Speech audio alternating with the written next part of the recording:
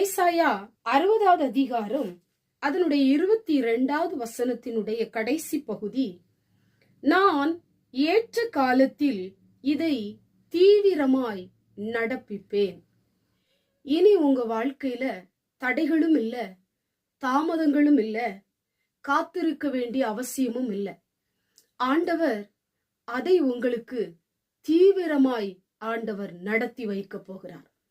நீங்கள் எதற்காக எதிர்பார்த்து கொண்டிருக்கிறீர்களோ, எது நடக்க வேண்டும் என்று விருப்பமாயிருக்கிறீர்களோ, எதற்காக தேவ சமூகத்திலே ஜெபித்துக் கொண்டிருக்கிறீர்களோ, எது நிமித்தம் நீங்கள் அழுது புலம்பிக் கொண்டிருக்கிறீர்களோ, அதை அவர் தீவிரமாய் நடப்பிக்க போகிறார்.